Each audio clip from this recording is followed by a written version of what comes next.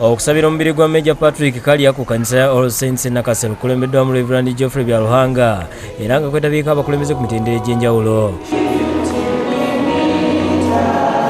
Amagye gakiikiriddwa amyuka omulumizi w'amagye General Charles Angina, abapoliisi n'abalala.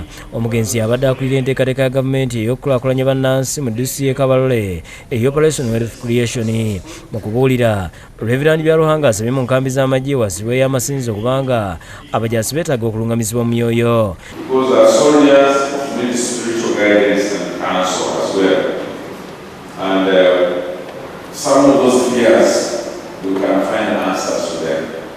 Asabye bamulekwa namwandu n'ab'enganda bonna okwekwasa Katonda olw'ensonga nti alina eddagala ly'ekibi saako n'okufa. Ye minisita omubeezi ow'akanyiko k'eruweero nga ye Sarah Kataki Kendoboli omugenzi amwogeddeko ng'abadde omuwulize era ng'afiiridde mu biseera eggwanga we libadde lisinga okumwetaagira. Amutendezza olw'okutumbula enkola ya Operation Wealth Creation e Kabarole ebadde etandise okubukaalayo.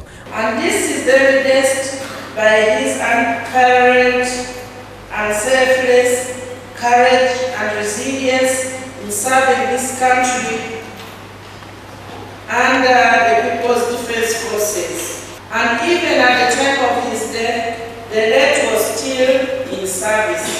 Ate ye Kano James Nambale nga yasomye obubaka bwa Nangina ayogedde ku bulamu bw'omugenzi mu magye era n'asuubiza nga bwagenda okuyamba ku bafamire okulaba nga bafuna akasiimo kaabwe. Asaasidde famire y'omugenzi kyokka n'ategeeza nti bali wamu nabo. Kubanga tunyoleddwa kyekimu ffe kye tusobola okukola okugezako okulaba nti family tukikwataganya tutya ne public service so that abaana n'omukyala namwandu oba banamwandu basigale nga bafuna pensioni yaabwe.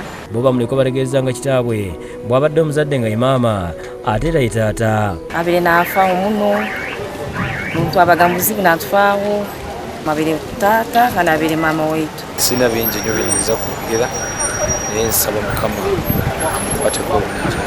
Kenneth Nyombi ne Damba Tadeo bakusakidde Grey lino ku Lwabukedde TV.